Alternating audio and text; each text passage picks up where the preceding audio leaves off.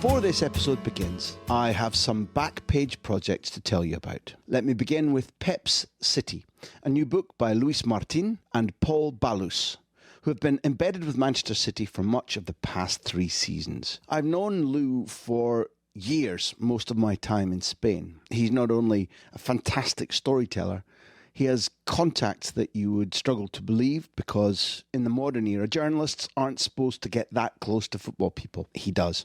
In fact, he's close friends with Pep Guardiola and all his extended family. Indeed, Pep, along with some colleagues, wrote Pep's only, to date, autobiography just after he left Football Club Barcelona in 2001. Lou and Paul gradually earned total access to Manchester City, and you'll see that reflected in their description of the structures, the idea, the atmosphere, the people, the anecdotes. I think along the road they both fell a little bit in love. It's a good page turner. It will bring you right inside the heart of this project, telling you about Guardiola's emotions, ideas, when he's tired, when he's ebullient, who helps him, which players fall in and out of favour. It's everything you'd want from an inside story. Whether you're interested in City or separately in Pep Guardiola or any of his superstar players, or how a huge operation like that looks from the inside, you'll find plenty in this book that you didn't know. Next up is Astroball, The New Way to Win It All by Ben Reiter. Even if you don't speak baseball, if you're interested in where any pro sport and especially elite football is heading in terms of recruitment, data and optimization, then you need to read this inside account of how the worst team in baseball were turned into serial winners thanks to a strategic revolution. It's Moneyball, the next chapter. And while I have your attention, are you paying attention? Neil and Martin, who produce this show and whose voices you probably love hearing every now and again on the question and answer sessions, they've got another podcast called Between the Lines. It's interviews with sports writers who explain the stories behind a book or a piece of long form journalism. It's the medium I like most, when you get somebody to explain how something works, how it came together, how it was constructed, how it was planned. I love hearing things like that. It calms me, it interests me. And I guess that there's a thread of that running through what we try to do in the big interview, in that when we get elite coaches or footballers sitting down with us, we want them to explain.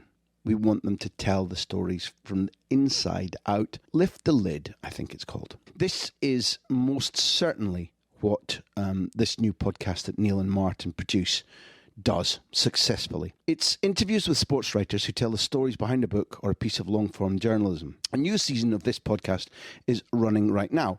It features excellent writers like Oliver Kay of The Athletic, Andy Mitten, who interviewed Diego Maradona for 442, and the season will close with a documentary about a much-loved football book, The Miracle of Castel di Sangro. Subscribe now, please, to Between the Lines by Backpage and get the new season as it goes out, plus great archive interviews including Henry Winter, Mike Calvin, and some fella who wrote a book about Spain's tournament treble.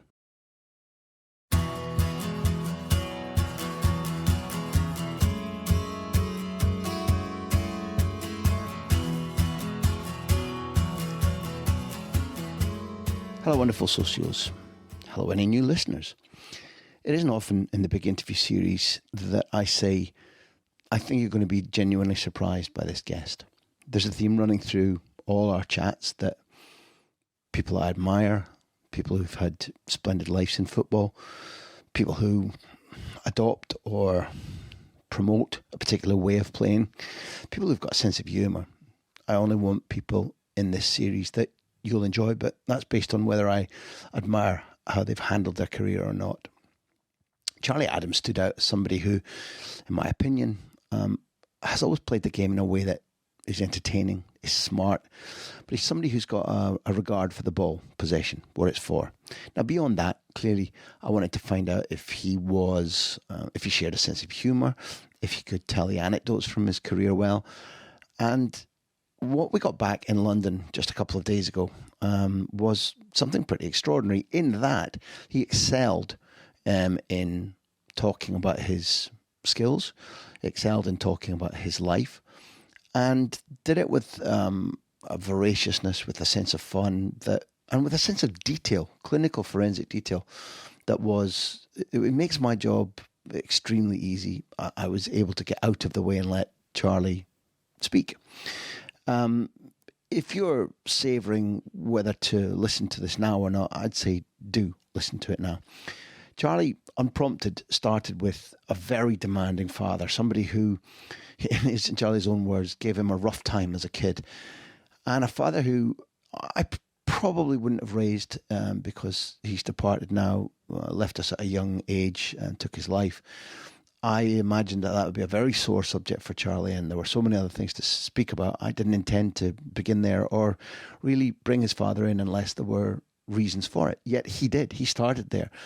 And the way in which he describes the lessons that he learned from his dad, some of the comical ones, some of the ones that are a little bit sore, but Charlie's quite clear that father made him the footballer that he's become, has given him the life that he's earned now. I found it fascinating to listen to. Growing up as that kid in Dundee wasn't easy, but it changed him. He talks brilliantly about his art in a way that I know those of you who've been listening for a long time, that we wondered how to speak to Chris Waddle about his skill, about taking a man on, about balance, about the art of a winger, how to show a man one way and go the other, what distance you need to be from an opponent before you try a jink. These things, sometimes when you speak to sportsmen or women, they know how to do it, but they don't know how to describe it. Chris, it turned out, did. So does Charlie. When we talk to him about passing, about striking the ball, and particularly if you're somebody who will end up maybe teaching kids or even teaching adults, or somebody who wants just to better the way that you strike the ball yourself, listen to Charlie describing his art. He's very good at it, indeed. There's some fun too. He's a Scotsman. So a Scotsman who scores at Wembley, albeit not in a Scotland-England game. We talk and debate, and he wins the argument about where his goal at Wembley for Blackpool against Cardiff ranks in the all-time list of Wembley goals. You'll enjoy that discussion. A little clue, he scored it from a different flipping postcode from Wembley. It was so far out. There's really good stuff about visualisation, how he imagines doing things and then does them, watching games from the bench, planning what impact he'll make as a sub, thinking about free kicks, passes, constantly imagining how he'll do something and then going out and doing it, the link between the two, the psychology of sport. I think he's extremely good on that too. This is a tremendous, fun, in-depth, big interview. I'm absolutely certain that whether you supported his clubs or not, whether he damaged your club with his skills or not, you will enjoy Charlie Adam on the big interview.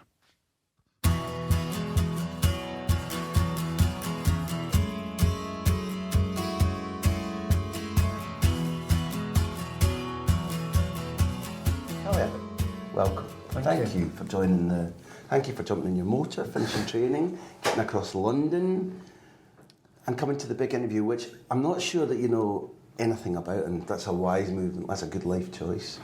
But you're here because we adore the way you play football. Thank you. Do you understand that? I hope so. Yeah. Do you know what I mean? That I you play football in a way that makes people adore football. Yeah, I try to do it the right way, and I've always been brought up to play the right way. And as the years have gone by, listen, I was fortunate. I've played for two of the biggest clubs in the world, Rangers and Liverpool. Good upbringing, good education from it. Tough education at times. A lot of knockdowns.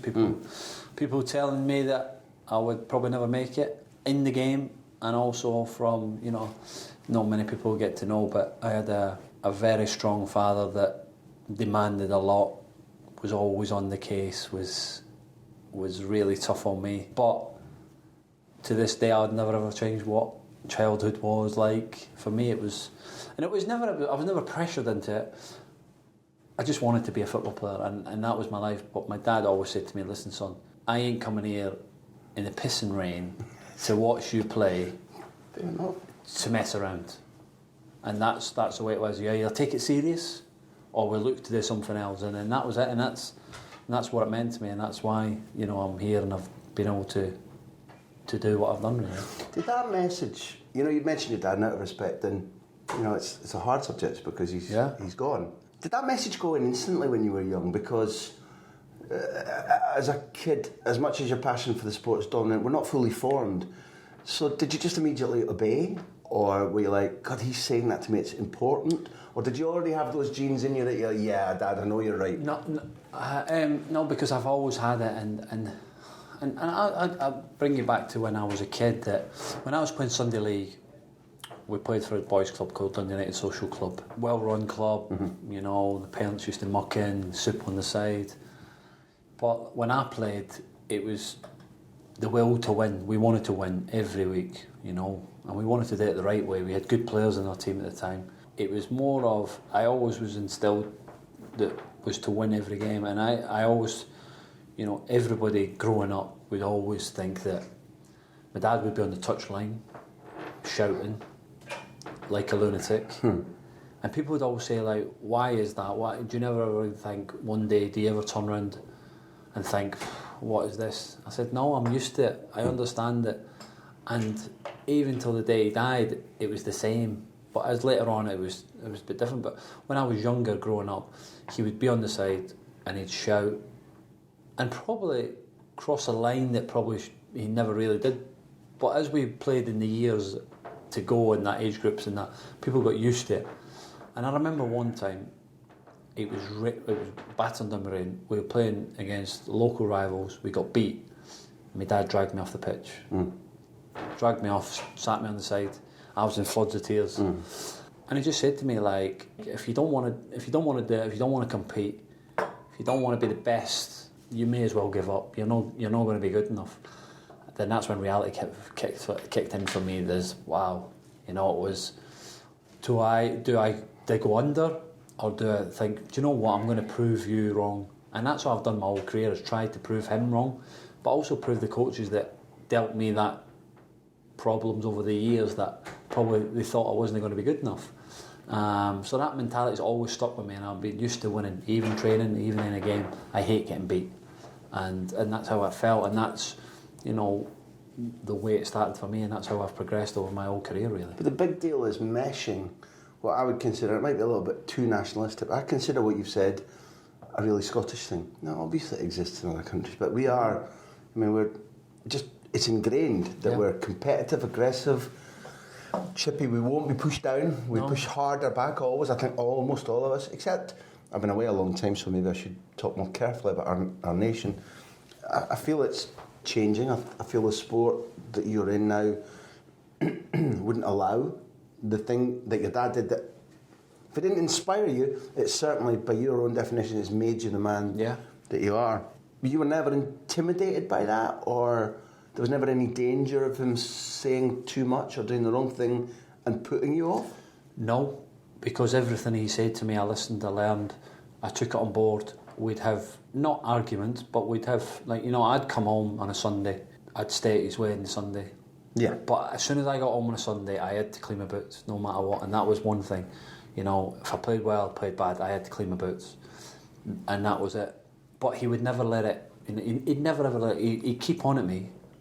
And it was a tough, listen, I had a tough upbringing, and I'd never change it for the world, as in that he demanded so much out of me and my brothers and sisters. He'd played also, eh? He played as well. Yeah. And I don't want to say that he failed. He never produced to the level of talent that he had, because he was a good talent. He had a good ability, he could pass it, he was good in the lower leagues, and, you know, under Jim McLean, you know, at Dundee United, he had a hard upbringing himself, but he wanted to enjoy it. He enjoyed it more. You know, he'd come in from training straight, he'd go to the local pub with his mates, and that, after the game, Jim McLean would find that, and that's how he brought up. And did he think that he just probably never wanted me to make the mistakes that he made, and that's, in hindsight, that is fair enough. But football's changing. You know, how these young kids and how the professional players nowadays are, how they understand how the game plays is totally different from when. And I think my generation's the last of it. So if that's right, then we're losing something really fundamental to our sport, aren't we? We are the will to win. People say, like we spoke, people say, yeah, we want to win and we want, but are they happy just to accept getting paid, turning up on a Saturday? I don't see the lads coming into training every day and having that nasty side. And I seen Steven Gerrard did an interview not so long ago. Well, over the years he's always said it, he come in to be the best player. He come in to move people out the way. And I'm still the same now at 33. Mm-hmm. But you still think you can contribute, and you're still as good as you have been. It's just showing that talent, and that's what every day I try and come in to compete and to be the best I can be, and that's how I've always been through my career. There was a couple of things you do that I really loved. One was, often when you scored, or I've seen several examples of it, when you're coming down the middle and you the ball's at your left foot and you're thinking about that shoot or pass or whatever, you've got to skip, you buy yourself yards, you throw that right shoulder and then you skip, so you're that much nearer, and then you maybe do it again, not just a dribble but actually balance, using it to send somebody the wrong way. And it felt to me watching you like, it's super clever. That's not for frill, that little dribble, it's not for the crowd, it's like, I'm nearer now and I can see the corner or bottom corner, I'm closer to see where the keeper's balance is. That little, you just bought yourself 6, 7, 8 extra metres before you let rip. Yeah, shooting's always been a strong point in my game, and I feel that I could shoot from anywhere really. But when you are driving with the ball and you look, I'm getting away my secret here, but a lot of the times, especially when you see me shoot low, when I come up to the ball, I'll probably just touch it a little bit to the left, and a defender will always open his leg a little bit. So that time I always try and shoot through his legs, because then the goalie's got no chance to react. Yeah. And that's one of my things I always try and do. People say to me, oh, it's lucky. No, it's a lot of things. The amount of times that I get into the box or I get onto a touch, I can get it, just touch it to the left and just through the leg of the defender. So in other words, you touch the left and it's going diagonally back through the legs, the goalkeeper, and the keeper's gone already half turn one way and it's gone the other corner, and you can't see it. Yeah, so that's the little thing I always try and I've got in my game. But no, when you shoot, you've got to try and, let's say, if you can get it in a corner or anything like that. But that's how I try and focus on shooting. A lot of my shots will be try to go through the legs of the defender, because the goalie, it's hard for him to do another clinic, because we've got all sorts of people listening to this. Some who play, some who don't, but everybody, our audience has proven to be interested in technical things as well. How do you strike a ball so cleanly? If you can tell people about your left foot and the ball, where you try to make contact, why it is that, not just power, but you've got a beautiful strike on it, which helps your two big strengths, which are passing and shooting. Yeah. What do you do? Growing up as a kid, I always played against the bin recess. So anybody that doesn't know what a bin recess is like where you put your bins in. There's 2 walls, so I'd always control it with my right, pass with my left, control it with my left, pass it with my right, just like across the bin shed and the wall for hours on my own. I'd shoot through the washing line. And where I was growing up, in the flats, I used to just get in the garden, in the back garden. There's 2 poles in the middle, and I just washing poles. Yeah, washing line. I just get out of my feet and hit it as hard as I can against the fence. And I used to always, as a kid, just strike it as hard as I can, keep striking it as hard as I can. And that's how I think I've got my power. I've got big quads and a big backside, and that power comes from, and that's where that power comes from. A lot of hard work, technically as well. I've never always, I've always worked at my technique, always worked at my passing, my shooting, crossing. For a central midfielder, we don't really need it, but it's one of the games that I always like to say, Xabi Alonso or Gerrard were brilliant at it, receive it back off the full-back and they could just deliver a great... Not many central midfielders nowadays will put a cross in the box, and I love it. Just dropping off the left full-back, the winger higher up, in midfield and just whipping it in there, and that's the type of cross I love, and just practising it, what it is, and that's how I... there are varieties of things you do, depending on where you want the ball to go, how quickly, what directions, backspin or not. Well, let's say you're trying to hit it the way that you do so beautifully. How is your foot? Are you in step? My foot is, so, like I say, if I'm... Depends on where I'm passing it to. If I'm say I'm central midfield and I want to play it over the fullback's head, I'll make sure it's at my feet. Just a little bit of room. Just a little bit of room out in front of me. Plant the right foot just at the right hand side of the ball, and make sure the contact is with the laces coming from underneath it to up it to get that trajectory. And like I say, I said to you before, watching the best players in the world strike a ball, Gerrard, Xabi Alonso, I'm trying to think of Paul Scholes, Beckham in his day, You know, they people were different. They can go and ping it on a sixpence from anywhere on a pitch. So they were the type of players I watched and how their technique was. And listen, some of it's talent, but a lot of it was hard work in the practice, you know, with my dad in the park. And keep going back to my dad. I remember sometimes, you know, this is how tough an upbringing it was. We'd go down to the park and he'd walk off away from me because he knew I wasn't applying myself, or it was, I was saying, I'm a bit tired or whatever.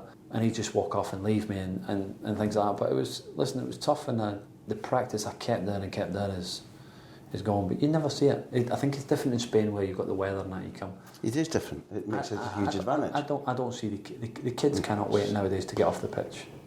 You know, and I can't understand it. It's sad because they've got the best facilities, and people talk about it's okay staying on the pitch and practicing free kicks and thingy. Why don't you go inside and visualise it or see it on the screen? Because everything's recorded nowadays, and see the mistakes you make, and that would make you a better player. You know, and I think nowadays football is more about being not as much, but being inside there and actually seeing your mistakes than actually, you know, and then coming back out to improve on it. Because, you know, when lads actually improve or are on the pitch after the training, I don't see them applying to the level that they do as if it was a game situation, you know. And that's, listen, it might change, but we don't know what will happen, you know. Intensity is a great thing if you can harness it, because it separates you from the next man. I knew that you were good at talking about your technique. Let me ask a question that you've been asked before, but hopefully in a different way, because I'd rather hear hard facts. Chelsea, Stoke. Ball gets nicked. I mean, probably Eden Hazard was brutally fouled, so let's say the goal shouldn't have stood. I'm just laying that out for you there. Brutal foul by Stephen Ireland. It was a foul. Of course it was a foul. Nice sweep ball from, I think, Stephen out to John Walters, who lays it.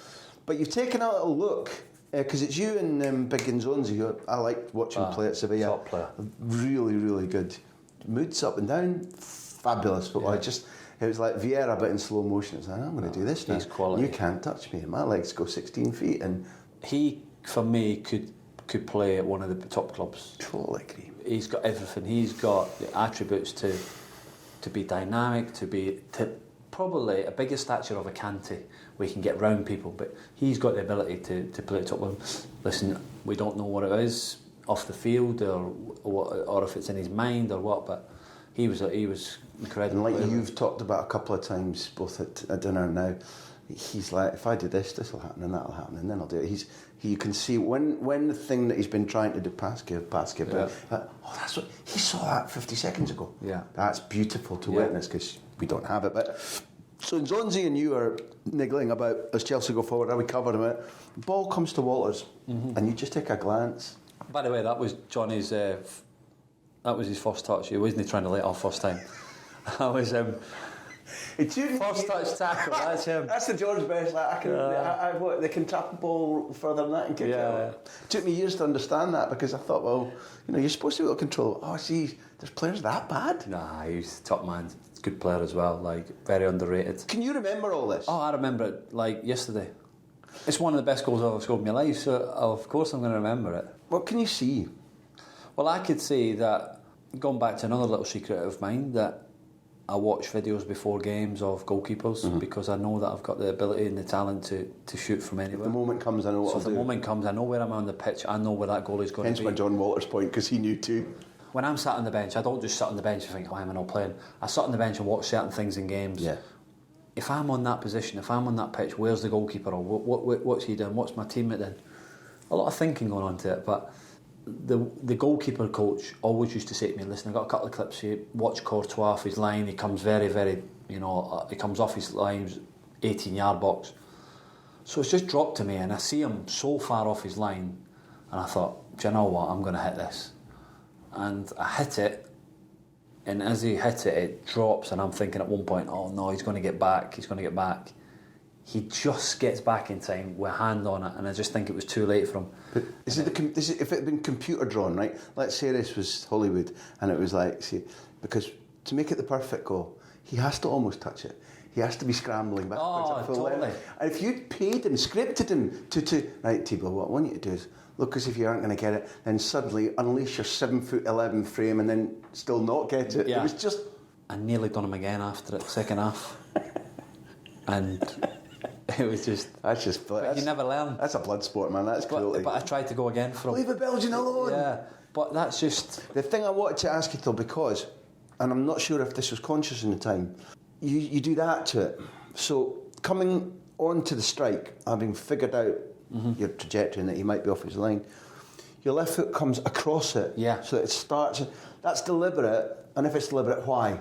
It was just how because I struck it so fast and hard, I cut across it. So I sort of it went right to left over him. So I cut across the ball, and it had a little bit of bend on it, and that was just because I thought, no, it was just how I never kicked it straight. The way I come across, I come across it that way. It felt and looked as if it gave you more control because you spin, you come through the ball, so it's going to spin a little bit of that. It goes out to in. That little fade or draw is sort of my type of pass I play. Do you know what I mean? I like to play that. I could play that pass quite well. Well, you know, like say for instance, if I'm in central midfield and our winger probably comes inside the fullback, I'm good at playing that little pass over the top, just with a little draw on it. Into his path. Yeah, so it's just a natural. It's another thing I always like. Thing for me. You put the ball where it should be, is always in front of. I'd never see a player having to check back and take a tally and pass. No, listen, if the ball's in front of you and you control it and you put the right cross in, it's perfect. You could count 100 professional footballers. Yeah. Who put the ball either, or it's just arriving and they've still got a stutter stop before they. It's wrong. I always put the ball in front of them. Mm-hmm. And I always try and play it with pace. And people say to me I always come back to situations like when I was younger growing up, played in the Scotland squad, we talk about with Dan Fletcher, we talk about Roy Keane, testing your touch. We did little in the boxes or passing drills. He'd fire it into you so hard. If you couldn't control it, he'd if you can't control it, what are you doing at Man United? And I always took that when Fletch told me that story from years and years ago when I was in the Scotland squad, I've always took that in my mind that even in the practice passing drills and that, I just fire it in as hard as I can, and that's why I say to people, fire it in, because you work on your touch, you work on your where you are in the game in the pitch, and you learn from that, and it's things like that, and that's how I see it. And like you say about talking about passing it in front of people, you pass it with conviction to get people up the pitch or to move forward for a reason. Yeah.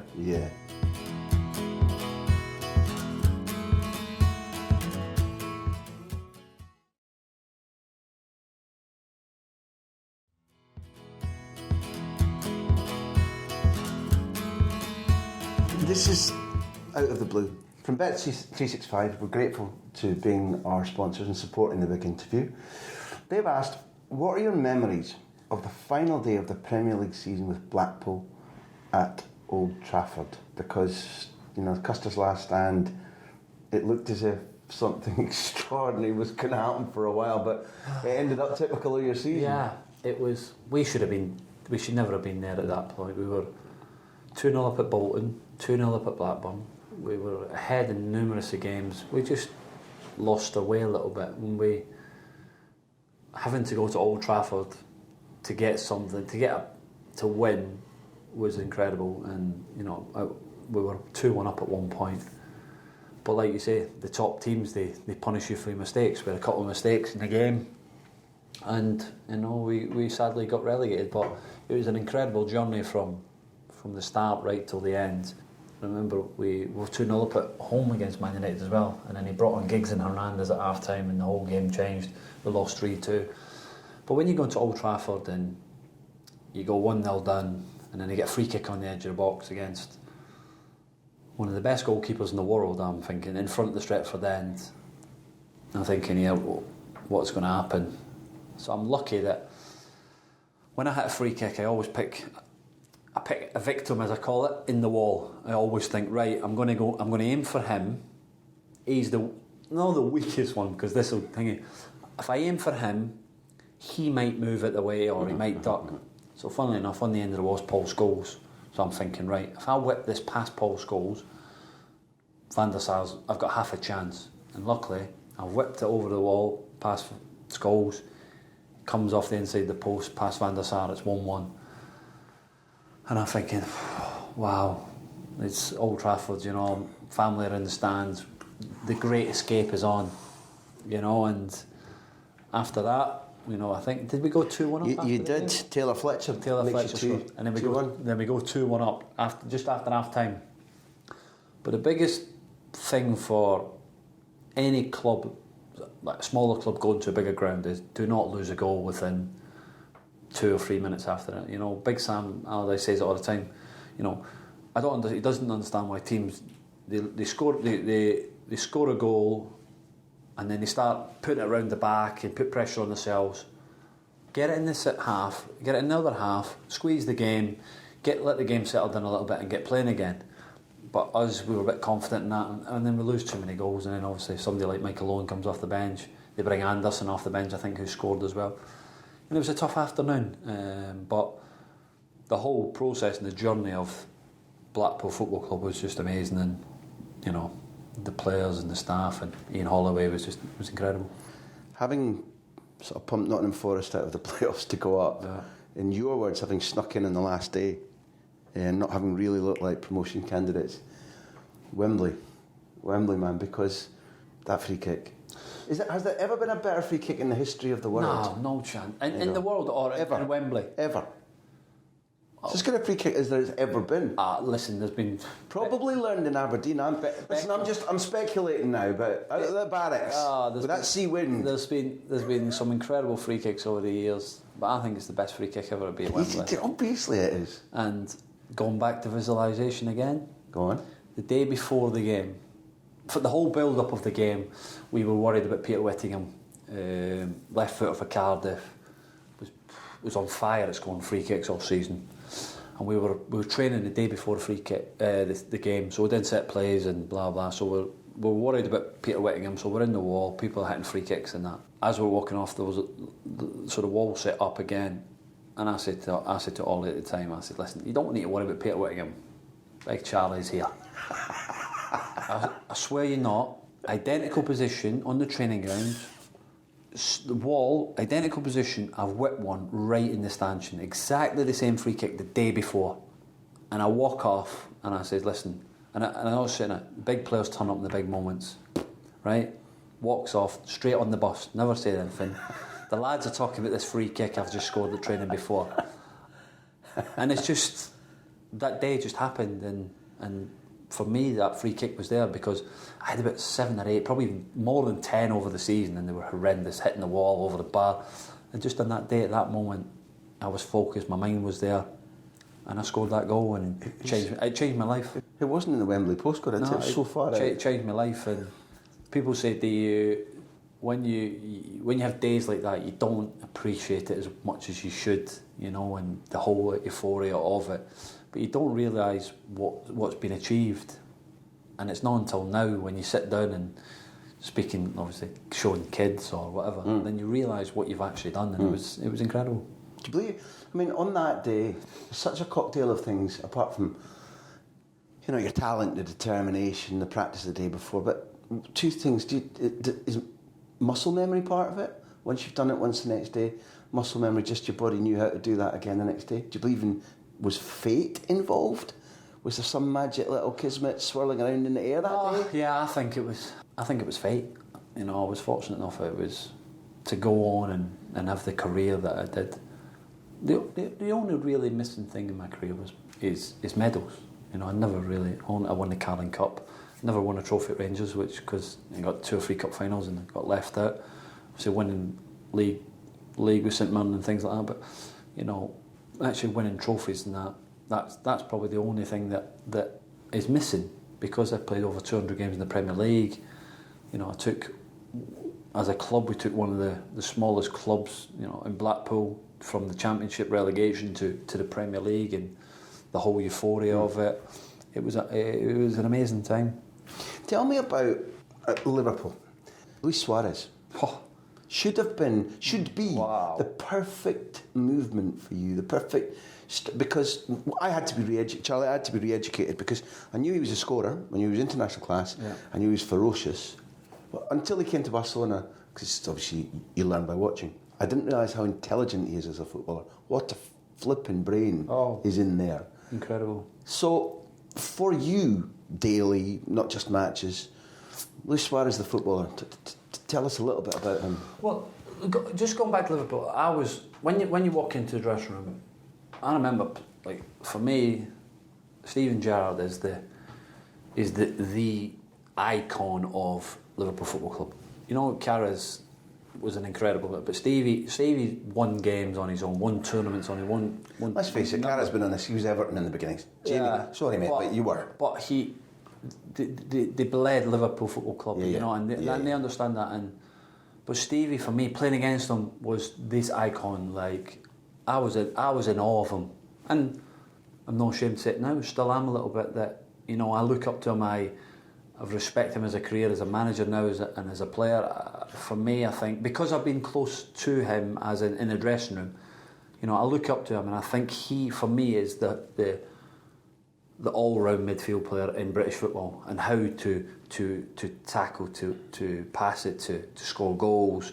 He's got everything, you know. And I don't want to be soppy, but there genuinely is. Not everybody's got this. There's an aura. Oh, there's an aura that me on the outside for one season, but even now, still look at him and get a little bit nervous when I actually around him. You know, even now, even last week when I was playing in the Legends game, you get an excitement to being around these type of people, and I cannot speak highly enough of him as a player and as a, you know, as a person, because he's the one that, you know, in the Premier League growing up looking at was incredible, and to be able to share a dressing room with him, and you don't realise how much scrutiny these lads go under. But it was an incredible time. You'd played against Steven. Yeah. So I played against Steven at Anfield, and we beat him 2-1. And I think he never played the second game, which was Torres' last game before he went to Chelsea for 50 million. That's right. Beat him 2-1 as well. Yeah. And I'm lucky that I've got his shirt from that night. So I used, like, when I played. Top bloke. You're a really nice man. I used to collect shirts, so I still collect the shirts now. And I've got Torres' last shirt at Liverpool, because his last game was against Blackpool. Good one to have, I have to say. He picked well. Mm-hmm. I'm guessing he probably picked you out. So like, here you go, Charlie. There you go. They're probably in his mansion somewhere in the basement. But so Suarez, going back to Suarez. I mean it because, and tell me if I'm talking rubbish. Please do. But like, I look at his intelligence and his movement and how he shows what he wants. But what he does with, let's say you didn't give him a bad ball, but it's not just you and him. When he gets given rubbish, his brain is quick about how to turn it into something important. He's a real thinking forward. But that was the thing about Louis, was that he can turn a bad pass into an unbelievable pass, because he had the desire and the hunger. I've seen him and Carragher booting lumps at each other every day, in a friendly way, but in a way that they wanted to win. And when I first went into the dressing room, listen, I was nervous going in there, and like, you're thinking, right, every pass that you make, you're thinking, you know, when you go in, it's, you know, you're thinking, right, Cara, they thinking, or Stevie thinking, is he good enough for Liverpool, or you know, if I made the right pass, and you sort of go in there a little bit tentative. And I think Jordan was the same. Maybe went in too safe. Listen, he's grown into. He's changed. He's grown into be a proper leader and a top last player. 2 seasons, my jaw's dropped. And he's changed out of all recognition. And I think, and we signed at similar time. Same day, Same day. And I could see it, and he was a few years younger than me. So we were probably going in the same way, going in playing safe. No, probably not doing what got us brought you there. Yeah. So then you start to open up, and you try and play that pass, or you do that. But I set up Louis' first goal. We played Sunderland at home, and our league form was no great. We finished 8th, and I set up Louis' first goal at home against Sunderland, and it was, you know, I thought I was a proper player. I was Liverpool, you know, and then he was just amazing to play with. You know, like you said, he turned, you know, you think bad passes into good passes, just because his desire and his hunger to go and win was incredible. He's extraordinary. You've often used a phrase, Sam Allardyce saying to Kenny, I think, Charlie runs games, we have to man mark him, and you talk about Phil Jones. I've never asked a player, sorry, go on. Yeah. So I've never asked a player about being man marked. And Phil Jones gets a terrible press, but I've interviewed him, so I've been up close with him. He's a specimen. He's an athlete. Mm-hmm. He's committed to winning. He may be prone to gaffes or whatever, but I'd imagine that being man-marked by him, or just being man-marked, is something that will get that Charlie Adam brain going about, okay, how do I get out of jail? Where do I show him? Where do I take him?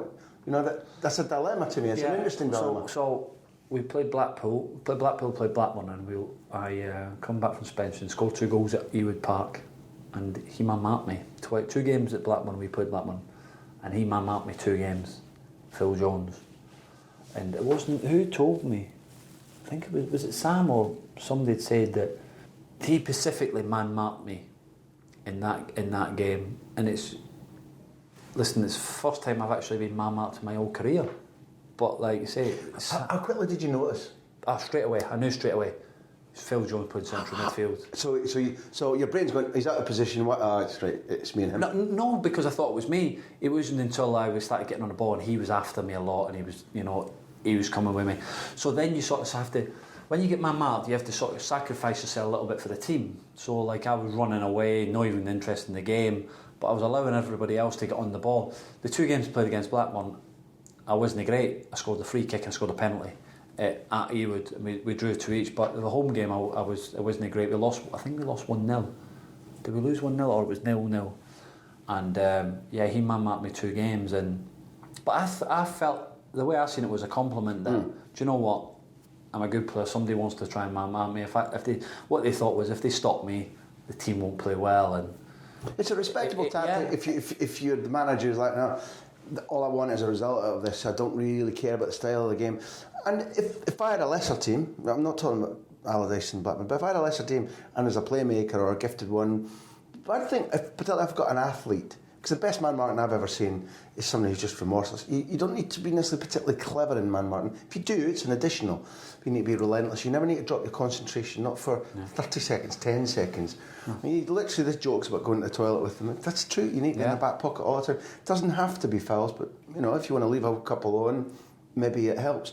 It's a tactic, but for us, the spectators, when you see it, particularly if you get somebody who's a bit gallous, the me and you thing can be brilliant fun to watch. Yeah, because it's a battle of wits as well. Yeah, and it's also about going back to where we started the thing. He's going to try and dominate me, but like you said, if I dominate him by being aggressive and I can try and outrun him, I know my talent on the ball will outplay Phil Jones. And that's not bad. Listen, Phil Jones had a great career. He's a very good defender. I said, if you play in central midfield, which is not his natural position, I know the game better in central midfield than what he will. So I'm thinking, if I get it right, I'll be able to still control the game, even though I'm getting man-marked. But it was it was a different experience. And listen, I've never heard anybody trying to man-mark me until when I went into Blackburn in the summer just to get fit for the pre-season. I went in there and I'd done really well, and speaking to Tony Mowbray, he said, you know what, if we play against you wherever you go in the championship, they've got a young lad called Lewis Travis who's dynamic, he's good, a good player, and he said, you know what, it's the first thing, he says, I'm going to get him to man-mark you when we play you, and it's the first thing I've heard it in 10 years. What happened? I never played, but the boy Lewis Travis hadn't played for 2 weeks. We played him at home not so long ago. He's playing. So Morgan's obviously thought, do you know what? He might play. I'm going to try and mark him. They need to get around him, and like you say, if you allow good players time and space, it doesn't matter if they, if they're not as fast as they used to be or how quick. If you allow them time and space to hit a pass, it can kill you. So he played, and that's obviously for Phil Jones to that, it's still it's good, but it's a compliment. It is a compliment. I'll give you that. We'd all love to see the ball player rather than man marker, but we'll wind towards the end with 365 again. But 365, our sponsors are asking. I'm going to have to bend this question a little bit because I'm going to ask another one too. Compare. This is which atmosphere was better, the Old Firm or Liverpool, Manchester United, and how do they differ? The Old Firm is incredible. The Old Firm is just. Listen, the atmosphere is. At Anfield is incredible, tight ground, but the Old Firm you can't hear yourself think. Even if I'm talking to you 10 yards away, it's literally it's not getting across. No, and you just have to take a break in the game and speak to each other. It's so intense. The atmosphere is incredible. You know, when Celtic had the hole behind the goal, which at the moment they're only getting 800 tickets, it's a waste of time. Yeah, it's not right. But the whole atmosphere at the Old Firm was, it was amazing. What did it do to you? Say the build up, the people in the dressing room. I was okay because I was never brought up as a Rangers supporter. No. So yeah, I got nervous and I understood because I'd played so many young Old Firms in the youth teams and things like that. I knew what it meant to win. But the lads that supported Rangers, you could see them getting a little bit more nervous because it meant a lot to them. Listen, it meant a lot to me to beat Celtic because I got on to the level of like, you know, your local rivals. You want to win, and no, it was. There is no better feeling than when you beat your local rivals, you know, home or away. It's an incredible feeling. And then the last one is also from our sponsors, and this is one I want to have to cheat on too because you're almost not allowed to say Wembley now after we've talked about it at such length. But they said you scored from at least 40 yards from Rangers. Yeah. You scored from your own half for Stoke at Stamford Bridge, where I was last night. But, and it doesn't say this, apart from Wembley, what's your favourite goal? What's the goal that maybe still leaves it? If you're back visualising instead of forward visualising, the one that goes, yeah, I nailed that one, or I enjoyed that one, or that brought me 3 points, or that was a goal they said I couldn't score. What's the one that gives you your own wee quiet favourite, little black sheep goal? Beating David De Gea. There was one, we beat Man United 2-1 at Stoke. We beat them and I scored 2 that day. Free kick, deflection against Carrick. David Moyes was manager. And the second one was a long ball up, Crouchy, knocks it down. Arnautovic misses it, but he said he meant it, but he never. And I've come on to this thing and drilled it right in the top corner across the hair. Yeah, it was amazing. Because listen, he is still one of the best goalkeepers in the world, and to beat somebody like that with that, and we won the game. And obviously, that was probably my favourite goal. It's all down to the part and your dad and the discipline and the training and the work and the attitude and the build-up and over the years it doesn't come easy, but it's worth it. And the sacrifices in life that you make, you know, when you have small things, people go there and do this and that, and you're sat at home. It's all for one thing, and it's a Saturday. This, Charlie Adam, has been a celebration of how football should be played. Thank you. Thank you very much indeed.